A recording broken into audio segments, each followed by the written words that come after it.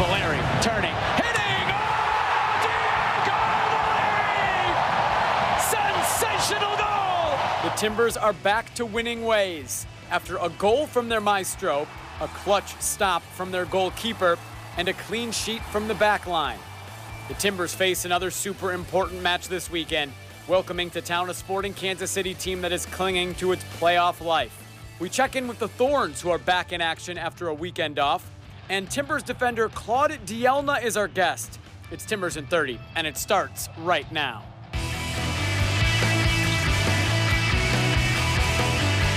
This is Timbers in 30, presented by AT&T. Welcome to Timbers in 30. I'm Jake Ziven. There are 7 games left in the regular season, and the Western Conference playoff race is as tight as ever. Just 6 points separate second place from 8th place, where the Timbers currently sit. The Timbers do have a game in hand, and for all intents and purposes, that game in hand is this weekend against Sporting Kansas City. And here to get us ready for that match is Timbers defender Claude Dielna. Claude, thanks for coming on the show. Hey, hello, how are you? Good. It's great to have you on. This is your first time on the show, so I want to start general. How's your time been in Portland? It's been about 8 months since you came. Yeah, I really like Portland. Yeah. I really like this city, and I have some time for visit the city, so I feel very good here. What's it been like for you settling into MLS? First year as a Portland Timber, but you had the time with Revolution. You've had experience as well, jumping around different countries. We'll get into that. But what's it been like, your impression of MLS since coming across? The MLS growing up very fast. Yeah. Since I'm here, we can see a lot of difference, and I think MLS is going to be really big in few years. Let's get into it. Then you've played in France, you played in Slovakia, Romania, England, and of course now in the US. What's that been like for you, experiencing different cultures and seeing different leagues? I really like it, firstly. I really like it for see the different culture, for know every city, every different kind of life. But I really enjoy to traveling, and this is part of my job. And everywhere I go, I make sure to make my job. Yeah. What stands out to you about Major League Soccer and about playing in the United States compared to the other places you've been? I really like America. Yeah. First, I always liked America. I love the atmosphere here. Yeah. You see the people; they are very fun, and I love the love they bring us every game, and I love that. The experiences you've had to almost take on your own sometimes, and to come here, and just off camera we have your brother who's visiting you, Joe, who's a soccer player as well, left-footed as well. You said he's left back or a left winger. Yeah. You've played against him as well. He played for Blackpool when you were playing for Sheffield Wednesday. First off, what was that result? How did that go, playing against your brother? And what's it like having a brother to be able to grow up playing soccer with? So yeah, we play against each other when he was in England. Yeah. It was very funny game. It was strange. Funny game, yeah, very strange and funny, because we always dream to play each other. So it was very cool game. Yeah. But unfortunately for him, I won the game. I won, so... It's not fair on Joe. We're not giving him a chance to defend himself. Sorry, Joe. Yeah. So yeah. And along with that, growing up with your brother and being able to play soccer with him and share his experience as well, what was that like? Yeah, we always push each other for training. Since we are young, we are very close, and we have the same mindset. Together, we have competitive. So to have one brother close to you and push you every time, and the good and the bad time, is always very good, and I'm very happy to have this brother with me, because he's one of the guy who push my limit, and if today I'm here, he's a very big part of him. Yeah. Let's bring it to where you guys are at now in the season. The Western Conference playoff race is crazy tight. How do you feel right now about the way the team's playing? We play very well. I think we guys understand the importance of the few games coming up. I think we training as well, very well.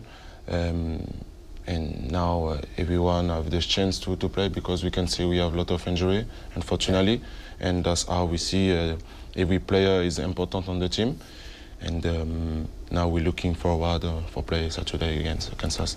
We talked a lot about how tight the standings are. Let's show you the Western Conference standings as we get into this match against Sporting Kansas City. The Timbers are right now 2 points behind, below the playoff line, but most teams off this weekend, so the Timbers can move as high as 5th with a win. Sporting Kansas City, they struggled for much of the season, which was a surprise, but they're on a 3-game win streak as they've kept their playoff hopes alive. They're 3 points behind the Timbers. They're in 9th. First, the Advocare Training Report, the Timbers on Sporting Kansas City.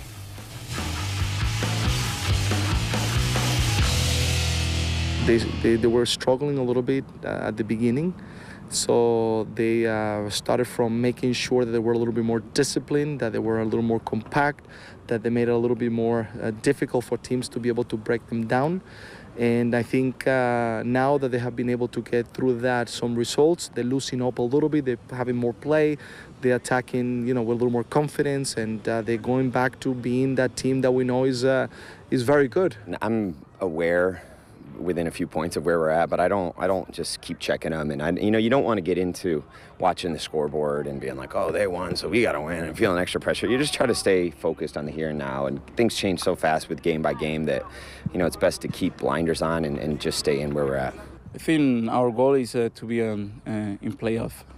That's our goal, and we have 5 games left at home. That will be very important to go those points. Our local Ford Store's look ahead is on Sporting Kansas City, who won just 3 of their first 15 games, but are 7-6-0 since then. They've won 3 in a row, all at home, but they're just 3-6-4 on the road this year. They have 6 players missing on international duty, including 2 of their most important in Johnny Russell and Felipe Gutierrez. Most recently, they beat Houston 1-0 on an early goal from Johnny Russell. And you look at the lineups that they've been able to select only 3 times. Has Peter Vermees, the manager, been able to start the same lineup? And so injuries has been a big theme to this team. So has been a drop of form of big-time influential players. And then a drop in the defensive standard from what we've known under Peter Vermees. Think back to last year, they only allowed 40 goals. Well, this year already, with games to play, they've allowed 45 goals, and so they've been leaking at the wrong end of the park. Not something you expect out of Peter Vermees' side, and that's a big one, Jake. You mentioned it. Johnny Russell being absent and Felipe Gutierrez, 2 of their main players, 2 of the biggest sparks for what has been 3 good results in a row. So how they will replace them will be a big question. But Claude, it's that pressure time of the year, 7 games to go. What's it like as a player to be in these must-win so-called matches? As a player, as a competitive player, I love this kind of game. I love this kind of game because we all know we must win this game, and because it's going to be important for the future. But I'm very excited and very ready for play this game on Saturday. The atmosphere on the training ground after a win, obviously the 2 disappointing results before then, Atlanta and Seattle. How does that change? Having won beats against RSL 3 points, does it change the atmosphere quite a bit on the training ground? Do you look forward to training a little bit more once you've had a win? Yeah, but I think when we won, we need to be more focused. Right. That's what I think. We need to be more focused and more concentrate on our stuff. So that's we're doing that we did as well this week, and we are all ready for this weekend. This weekend, you mentioned the injuries. You guys are without a lot of guys on the defensive side. You also, because of international duty, are without Christian Paredes, Renato Zambrano, Andres Flores. The depth of the team has shown, not just now, but all season long, how important is it to have team depth in moments like this when you're down a handful of players? Yeah, that's how we see a team. Yeah. That's how we see a team, and I think we have a lot of quality on this team, a lot of good players. So everyone can play, everyone have a chance to show what he can do on the pitch, to show what he can do for the club. So everyone have this time. We are all ready, and hopefully we're going to see this on Saturday. Well, we look forward to it on Saturday. Claude, thanks so much for coming on the show. Your Timbers in 30 debut. Good luck against Sporting Kansas City. Thank you very much. It's the Timbers and Sporting Kansas City tomorrow night, 7:30, Providence Park. You can watch the match on Root Sports or listen on the radio on 750 The Game. And following the historic reopening of Providence Park earlier this summer, you now have a chance to see the Timbers in person. Limited availability remains for select matches, so grab the best seats before they're gone. Your tickets, starting at $23, can be reserved at timbers.com.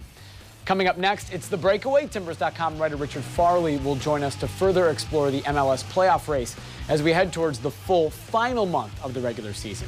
And later on, the Thorns are back in action after the international break, and in the thick of the Shield race, we catch up with them. The annual Daimler Photobomb contest is back this year. It's the bearded face of the maestro, Diego Valeri. Be among the first 5,500 fans into the stadium for Saturday's match versus Sporting Kansas City to receive a Diego Valeri photobomb cutout courtesy of Daimler Trucks North America. Now back to Timbers and 30, presented by AT&T. First breakaway of the month means the Timbers.com writer Richard Farley joins us on set. Ross is thrilled. So, guys, because of the schedule this season, decision day is October 6th. This is really the final month of the season. We're entering in September. There's just one game in October for every team. It's a great time to look at the playoff race, assess things as they're at in both conferences. We'll start with the West. We've been talking about it a lot on this show. We showed you the standings earlier. It is, and it has been so tight between 2 and 8, and really 9. You can throw Kansas City in there. LAFC is running away with it. Minnesota had a big win over LAFC last week. But, man, who knows who's going to finish between 2nd and 7th in those other spots in the Western Conference playoffs. Yeah, 2nd through 8th, because one team is going to be let out. Credit to Kansas City. They've played themselves back into this discussion. I think, going back to that question, which team is going to bow out? If I had to pick one right now, maybe it'd be a surprise, but it's the Galaxy. We remember the Galaxy last year. They didn't finish strong. They found a way not to make the playoffs. And when you look at some key indicators, out of those 7 teams that are competing for those spots, they have the worst goal difference, they've allowed the most goals, and they have the second fewest goals allowed out of all that group. Now, take that with a grain of salt, because not everybody has the same number of games played, but there are a lot of reasons to think that the Galaxy, despite their success against LAFC this year, might be the weakest team of that group. There's 3 questions I look at as teams make the push towards the playoffs. First, the teams know what they're about, their philosophy is at work. And second, are players finding the right form? And third, do they have big-time players for big matches? It's different now with the pressure. So 2 teams I look at, FC Dallas, where they know who they are, they're finding their form, but I don't know if they have big-time players in their team. And then San Jose, they know who they are, but what happens if a player or 2, because they rely on their team, everybody pitching in, if a player or 2 have an off night, are they able then to carry those 2 players because of the man-marking system? Those 2 teams I'm intrigued about. Who do you think drops out? Richard went with the Galaxy. FC Dallas. Okay. I think they drop out. I wonder with RSL, but for the reasons I gave with FC Dallas, I wonder if they have enough steel in their team. And then let's look at what I think is also interesting is the race for 2nd in the West. Briefly, LAFC is running away with it, right? Briefly, who gets that 2nd seed? Minnesota United, but they're also not a team that you're scared to play against. They know, everybody in that team knows their role. They're coming into it. You see players like Mason Toye, who is becoming a difference maker for them. With Ozzy Alonso in the team now, with Iko Parr, they really know what they are right now, but they also lack the experience in the next season. I look for them to finish 2nd, but also being early out in the playoffs. I'll agree. For the first time in my life, Richard Farley, Mason Toye, his 2 finishes in the last game were so pure, and they were at another level. He's full of confidence right now, and so are the team. Minnesota for 2nd. The Timbers also, of course, will want to be in that discussion. They still have a lot of games at home. Okay, now let's look at the Eastern Conference standings. A big game there last weekend as Philadelphia took down Atlanta to stay in first place. And New York City, with their games in hand, probably have the upper hand in going towards first in the East. It's not as tight. It's kind of a couple blocks, right? The first 3 up top, and then really 4 through 8, maybe 4 through 9 in the East. What do you guys make of the Eastern Conference race? Yeah, I think it's 4 through 7. Yeah. And it might even be just 5 through 7 because we don't know what DC United is. Ever since the drama around Wayne Rooney, it doesn't seem like they know what they are anymore, but they still have the talent to be a little bit better than that next set of 3 teams. The top is incredibly interesting, though, because Atlanta United gave back some points this weekend in Chester to the Philadelphia Union, and the Union are just a really good, solid team. The question there again, what is their ceiling and what are they actually capable of in that 2nd season? Gave back the points. Philadelphia Union, Jim Curtin, they won the points, 3 points. They've got a goal scorer right now, Kasper Jabilko. who's scoring goals, 13 goals on the season. Marco Fabian has come into form after injuries and a dip in the year. I'm amazed by them, but I wonder with them, do they have enough match winners for those big games I talk about? I have to look at New England Revolution, only 1 loss in 13 games under Bruce Arena. And Gustavo Bo, who scored at the weekend, people are talking about him being maybe one of the best designated player signings for the club in their history. So there's a good feeling, you imagine, in the locker room right now from all the quotes that we're hearing. Certainly on the pitch, they're getting results. Two really interesting, intriguing playoff races going out west and out east. We look forward to seeing them through the month of September and then Decision Day on October 6th. And we'll see you before Decision Day, Richard, the first show of October right here on The Breakaway. Thanks for coming on. Yeah, of course. Great to be here. So later on, we're going to have MLS picks. It's going to be Ross against a Timbers supporter. Just might be a familiar face, especially for viewers here on Fox 12 Oregon. And up next, we're going to catch up with the Thorns ahead of their important match, which is tonight in Utah.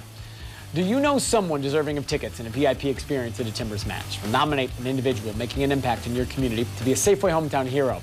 Submit your nomination at timbers.com/Safeway Hometown Hero, and they could be selected for recognition at an upcoming Timbers match. Now back to Timbers in 30, presented by AT&T.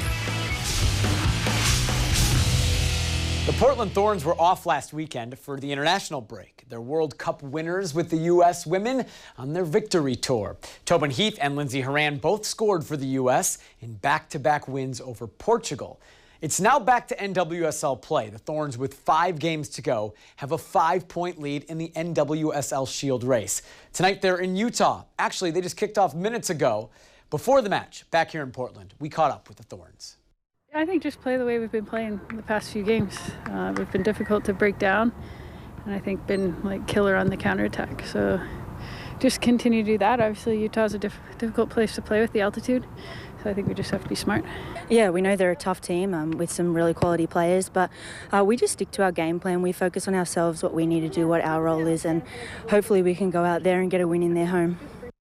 The Thorns and the Utah Royals underway in Utah. You can watch this match right now on a second screen on Yahoo Sports. T2 was playing at Reno last week. 4 current Academy players played in this match for T2. In the 26th minute, a former Academy member, Carlos Anguiano's shot is saved from distance, but the rebound is put in by Ryan Sierakowski, and it's 1-0 for T2 in the 26th. 42nd minute, it'll be Anguiano again. This time, he buries it. His first professional goal. T2 goes up 2-0 just a few minutes before halftime. And they would need a big save to keep it that score at the break. Reno's trying to get one back. Fantastic from Aljaz Ivacic. Full stretch to keep that 2-0 scoreline at the half. After halftime, Christian Ojeda from distance, too much time and space. Brilliant goal, his 3rd of the season. Reno would pull a goal back late, but it's a 3-1 win for T2, who are now back above the playoff line. And they're back at home this weekend hosting Orange County SC on Sunday at 2 p.m. It's the annual Bark in the Park Day. The dogs will be roaming throughout Providence Park. You can get your tickets at timbers2.com. Coming up after the break, MLS picks. Ross versus a special guest Timbers supporter when we return. But first, we're going to go to break with the Fleer Hot Plays from the month of August. Blanco with time, hits it from distance, it's in! Luria from distance, then Luria! Oh, the goal's open for Moreno! He puts it in! Here's Valeri, turning, hitting! Oh, sensational goal! It's Rusnak, saved by Clark, and the rebound is Bernard! Now back to Timbers in 30. Presented by AT&T. We end our show with MLS picks. Last week was a tough one to predict. The scores were low, but Ross got a win 4-3 over Mark Codino. My favorite win since I've been doing MLS picks against Mark Codino. The banter was flying from him, but he's gone awfully quiet. I haven't heard from him in the last week since I won, but that was my favorite win. I think over the next 2 weeks will be my favorite. Yeah, speaking of banter, 3 years in the making. Our special guest picker this week, Fox 12's meteorologist, Brian McMillan. Brian, get up here. You've been asking to come on. You stay on your side. And take on Ross for 3 years. I have. Now's your time. Take him down. We've been wanting to do this here for 3 years. I feel like I'm a forecaster. I'm a weatherman. I forecast the weather, but I also forecast sports as well. It's just part of my DNA. For soccer, we're going to be testing out, as Brilliant said, on this side of it. And since there's only 4 games this week, other than the Timbers, this is going to be a 2-week-long contest between Ross and Brian, and just one difference between you guys this week. The difference, Brian McMillan, it's not a good start. What do you think? New York City FC are going to be missing some players. Their striker is out injured. Bruce Arena has been doing the business with his men. But I have to say, when the scripts came through with Colorado, I was impressed that you picked the Rapids. Thank you. Well, first off, you can't pick Seattle. First off, you can't do that. Rule number 1, right? Yeah. This is a weird week for soccer, right? Because a lot of the guys are on international duty, so a lot of these teams are running a little thin. Seattle's got 10 guys that are heading somewhere else, and with that, they also have 4 injuries and suspension in there as well. So Colorado, that was the easy pick here.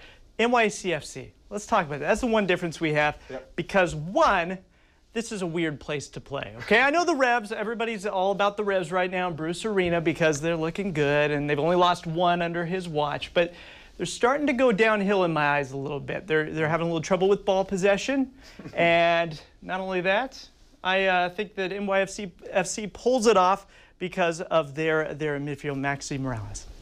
Hey, I like what he has to say. He's done his work. I know you guys have a bet. There'll be a forfeit, as Ross would call it. We'll find out what that's going to be next week when Brian is back. I'm really worried. You've been an annual member since 2011. Yes. Brian McMillan knows his stuff. Thank you for coming on this week. We're going to see you next week, and we're going to see you, of course, on Saturday night when the Timbers take on Sporting Kansas City. You can watch that match on Root Sports. Brian won't be on the broadcast. He'll be in the stands, maybe having a beer, maybe not. You can watch it if you're at home on Root Sports. Listen on 750 The Game. We'll see you next week right here on Timbers in 30.